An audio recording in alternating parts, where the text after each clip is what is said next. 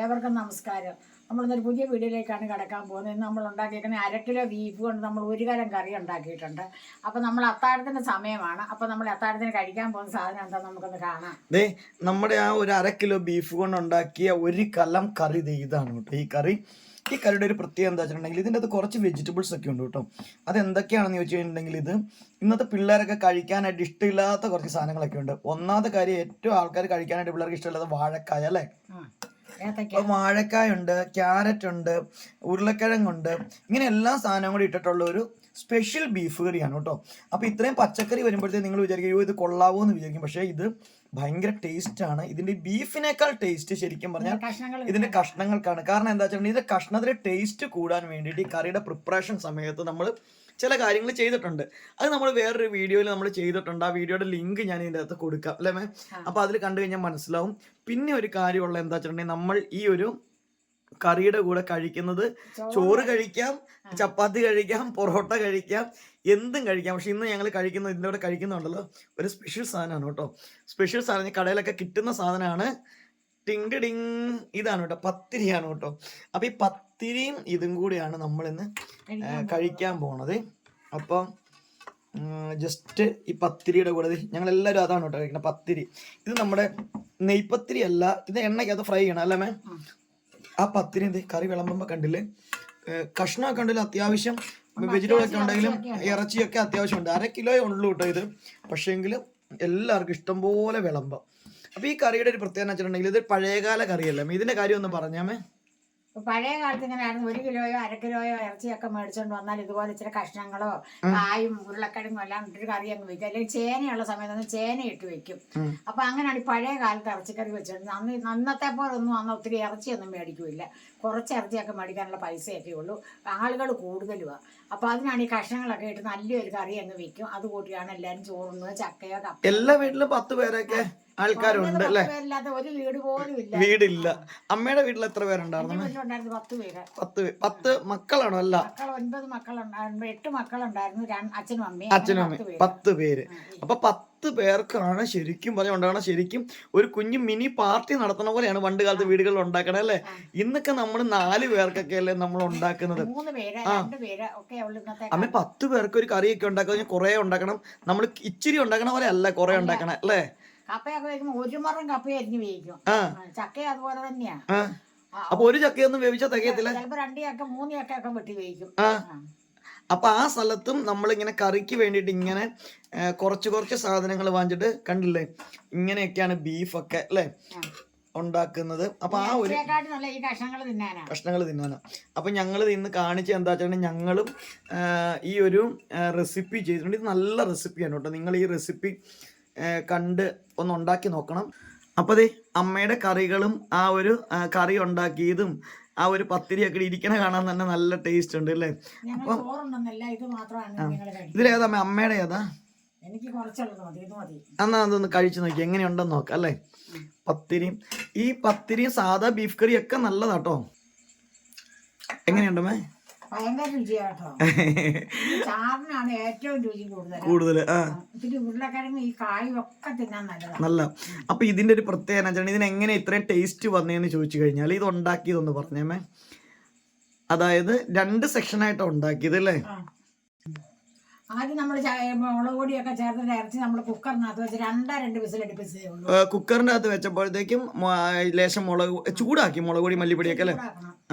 മുളക് പൊടി, മല്ലിപ്പൊടി, മഞ്ഞൾപ്പൊടി ചേർത്ത് നമ്മൾ ഇളക്കിയിട്ട് നമ്മൾ കുക്കറിൽ വെച്ചിട്ട് 2 വിസിലടിപ്പിക്കും.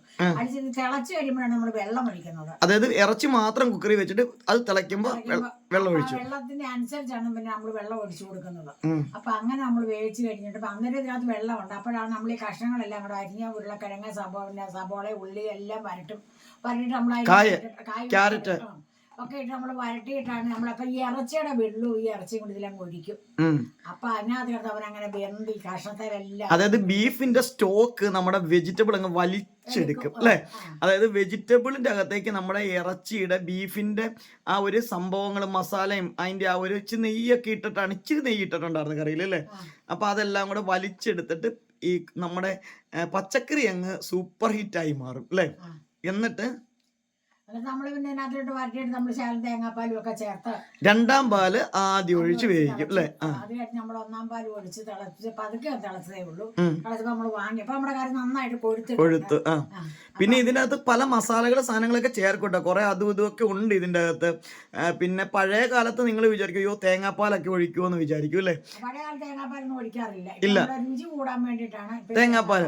പക്ഷെ ഈ കറിയുടെ ഒരു പ്രത്യേകത, തേങ്ങാപ്പാൽ ഒഴിച്ചില്ലെങ്കിലും ഈ കറി ഇതുപോലെ കൊഴുപ്പിൽ വരും. കാരണം ഉരുളക്കിഴങ്ങൊക്കെ ഉള്ളതുകൊണ്ട്, ക്യാരറ്റൊക്കെ ഉള്ളതുകൊണ്ട് അതിന്റെ ആ ഒരു കൊഴുപ്പ് കണ്ടോ നോർമലി ഇതിന് വരും അല്ലേ? തേങ്ങാപ്പാൽ ഒഴിക്കണം നിർബന്ധമൊന്നുമില്ല, പക്ഷെ നമ്മൾ ഇന്ന് തേങ്ങാപ്പാൽ ഒഴിച്ചു. അപ്പൊ ഇച്ചിരി ഒരു ടേസ്റ്റ് കൂടി കിട്ടും. പിന്നെ നമ്മൾ ഇതിന്റെ അകത്ത് പണ്ട് ചേർത്തത് മല്ലിയില അല്ലേ മേ? മല്ലിയില അന്ന് അങ്ങനെ ചേർക്കാറില്ല. ഇല്ല. പിന്നെ നമ്മൾ തക്കാളി ഒന്നും ഇതിൻ്റെ അകത്ത് ചേർത്തിട്ടില്ല. ഉരുളക്കിഴങ്ങ്, ക്യാരറ്റ്, കായ പിന്നെ സബോള ചേർത്തു. കൊച്ചുള്ളി മൊത്തത്തിൽ ഇട്ടിട്ടുണ്ട് അല്ലേ? ഒന്ന് നടുവേ പിളർന്ന കൊച്ചുള്ളി ഇട്ടിട്ടുണ്ട്. ഇതൊക്കെയാണ് ഇട്ടത്. പിന്നെ എരിവിന് വേണ്ടിയിട്ട് കാശ്മീരി മുളക് പൊടി ഉപയോഗിച്ചിട്ടുണ്ട്, പച്ചമുളകുണ്ട്, പിന്നെ കുരുമുളക് അല്ലേ? അങ്ങനെ 3 ടൈപ്പ് മുളക് ഇട്ടിട്ടുണ്ട് ഇതിൻ്റെ അകത്ത്. ഇത് ബ്രെഡിന് കഴിക്കാനും നല്ലതാണ് അല്ലേ? ബ്രെഡിന് കഴിക്കാനും നല്ലതാണ്. ഒരു കുറുമയൊക്കെ ഉണ്ടാക്കുന്ന ഒരു സ്റ്റൈലാണ് ശരിക്കും പറഞ്ഞാൽ ഈ കറിക്ക് വരുന്നത്. പക്ഷേങ്കിൽ നല്ല ടേസ്റ്റാണ്. ഞാനൊന്ന് കഴിച്ചു നോക്കട്ടെ. എൻ്റെ ഏതമ്മേ? എൻ്റെ ഇതല്ലേ? ഓക്കെ, ഇത് കണ്ടില്ലേ? നമ്മുടെ പത്തിരി എടുത്തു. ഞങ്ങളിന്ന് കടയിൽ പോയപ്പോഴത്തേക്ക് നമ്മളിന്ന് വീട് കാണാൻ പോയായിരുന്നേ. നല്ല ടേസ്റ്റ് ഉണ്ട് അല്ലേ? അപ്പം ഞങ്ങൾ വീട് കാണാൻ പോയപ്പോഴത്തേക്കും നമ്മൾ പോരുന്ന വഴിക്ക് ഒരു കടയുണ്ട്. അപ്പം നമ്മൾ അങ്ങോട്ടും ഇങ്ങോട്ടൊക്കെ പോകുമ്പോൾ കടയിൽ കയറി ചായ കുടിക്കാറുണ്ട്. അപ്പോൾ അവിടെ ഇങ്ങനെ പത്തിരി ഉണ്ടാക്കി വെച്ചപ്പോഴാണ് നമ്മൾ വാങ്ങിച്ചത്. അപ്പം ഞാൻ പറഞ്ഞു പത്തിരിയും ഇറച്ചിക്കറിയും കൂടെ നല്ല കോമ്പിനേഷൻ. ചിലർ പഴംപോളിയും പത്തിരിയും കൂടെ കഴിക്കാറുണ്ട്. പഴംപോളിയും പത്തിരിയല്ല, സോറി, പഴംപോളിയും ഇറച്ചിക്കറിയും കൂടെ കഴിക്കാറുണ്ട്. നല്ല ഇറച്ചിക്കറിയും പോളിയും കൂടെ കഴിക്കുന്നത് ചിലർക്ക് ഭയങ്കര ഇഷ്ടമാണ്. അത് നല്ല ട്രെൻഡാണ് കേട്ടോ, ചില സ്ഥലങ്ങളിലൊക്കെ അങ്ങനെ കിട്ടും വാങ്ങിക്കാനായിട്ട്. അപ്പം അതുപോലെ തന്നെ പത്തിരിയും ഇറച്ചിക്കറിയും കൂടെ കഴിച്ചാലും നല്ല ടേസ്റ്റാണ്. പിന്നെ ഈ കറിയുടെ ഒരു പ്രത്യേകത വെച്ചാൽ എരിവ് നമ്മൾ ഒത്തിരി എരിവിലല്ല ഇതുണ്ടെങ്കിൽ എരിവ് കുറച്ചാണ് ഉണ്ടാക്കിയേക്കണം. കാരണം ഞങ്ങൾക്ക് ഇവിടെ എല്ലാവർക്കും ഇച്ചിരി എരിവ് കുറവായതുകൊണ്ട് എരിവ് കുറച്ചാണ് ഉണ്ടാക്കിയിട്ടുള്ളത്. പക്ഷേങ്കിൽ നിങ്ങൾക്ക് എരിവ് വേണമെന്നുണ്ടെങ്കിൽ കുറച്ച് കൂട്ടിയിട്ടാൽ മതി മുളക് പൊടിയൊക്കെ അല്ലേ? പിന്നെ ഇതിൻ്റെ ഫുൾ വീഡിയോ, ഇത് എങ്ങനെയാണ് ചെയ്യണമെന്നുള്ളതിൻ്റെ, കുക്ക് ചെയ്യണമെന്നുള്ളൊരു വീഡിയോ നമ്മൾ വേറൊരെണ്ണം ചെയ്തിട്ടുണ്ട്. അത് യൂട്യൂബിൽ കിടപ്പുണ്ട്. ജസ്റ്റ് ഒന്ന് കണ്ട് നോക്കിയിട്ട് ഉണ്ടാക്കുക. അപ്പോൾ എന്തായാലും നമ്മുടെ സ്പെഷ്യൽ ഒരു 1/2 കിലോ ബീഫ് കൊണ്ടുണ്ടാക്കിയ 1 കലം കറിയാണ് ഇരിക്കുന്നത്. നിങ്ങൾക്ക് ഈ വീഡിയോ ഇഷ്ടപ്പെടുന്നുണ്ടെങ്കിൽ മറക്കരുത്. അതോടൊപ്പം തന്നെ സബ്സ്ക്രൈബ് ചെയ്തില്ലെങ്കിൽ ജസ്റ്റ് ചാനലൊന്ന് സബ്സ്ക്രൈബ് ചെയ്ത് സപ്പോർട്ട് ചെയ്യണം, ഹൈപ്പ് ചെയ്യണം. പിന്നെ ഇടയ്ക്കിടയ്ക്ക് നമ്മുടെ ചാനലുണ്ടല്ലോ ദീപനാളെന്ന് അടിച്ചു കൊടുത്തിട്ട് നിങ്ങളൊന്ന് നോക്കണം കേട്ടോ. ഇപ്പം എന്നാ വെച്ചാൽ യൂട്യൂബിൻ്റെ നോട്ടിഫിക്കേഷൻസ് അങ്ങനെ എല്ലാ വീഡിയോയ്ക്കും വരാറില്ല ആളുകൾക്ക്. അപ്പം അതുകൊണ്ട് തന്നെ ഇടയ്ക്കൊക്കെ ഒന്ന് സെർച്ച് ചെയ്ത് നോക്കണം. നമ്മൾ ഇവിടെ ഉണ്ടോ അല്ലേ? ദീപനാളെ ഞങ്ങൾ ഇവിടെ ഉണ്ടോ, വീഡിയോ ചെയ്യുന്നുണ്ട്, ഇടുന്നില്ലെന്ന് ചോദിക്കാണ്. കാരണം എല്ലാവർക്കും നോട്ടിഫിക്കേഷൻ ചെല്ലുന്നില്ല. അതുകൊണ്ട് നിങ്ങൾ ജസ്റ്റ് ഒന്ന് നോക്കണം. അപ്പോൾ ഇന്നത്തെ നമ്മുടെ അത്താഴ വിശേഷങ്ങൾ കാണിക്കാൻ വേണ്ടിയാണ് വന്നത്. അപ്പോൾ ഇന്ന് ഞങ്ങൾ നമ്മുടെ വീട് പണിയിടത്തൊക്കെ പോയി വീടിൻ്റെ കാര്യങ്ങളൊക്കെ കണ്ട് ഒക്കെ വന്നു. ഇന്നലെ ഞാനൊരു കഴിഞ്ഞ ദിവസം ലൈവ് ഇട്ടിട്ടുണ്ടായിരുന്നു. നമ്മുടെ വീടിൻ്റെ അവിടെ മഴ പെയ്തപ്പോൾ ലൈവ് ഇട്ടിട്ടുണ്ടായിരുന്നു. പിന്നെ ഒരു കാര്യമുണ്ട്, ഇടയ്ക്കിടയ്ക്ക് ഞങ്ങളൊന്ന് ലൈവ് ചെയ്യാമെന്നൊക്കെ വിചാരിക്കുന്നുണ്ട് കേട്ടോ. ലൈവ് വീഡിയോസൊക്കെ ആയിട്ട് കുക്കിംഗ് നമ്മുടെ വിശേഷങ്ങളൊക്കെ പറയാമെന്ന് വിചാരിക്കുന്നുണ്ട്. അപ്പം ഞങ്ങളെ ഓർക്കണം, ഇടയ്ക്കൊക്കെ ഞങ്ങളല്ലേ തിരക്കണം, ഇടയ്ക്കൊക്കെ ഒരു മെസ്സേജ് ഒക്കെ അയക്കണം എന്നൊക്കെ പറഞ്ഞുകൊണ്ട് ഇന്നത്തെ വീഡിയോ വൈൻഡപ്പ് ചെയ്യണം.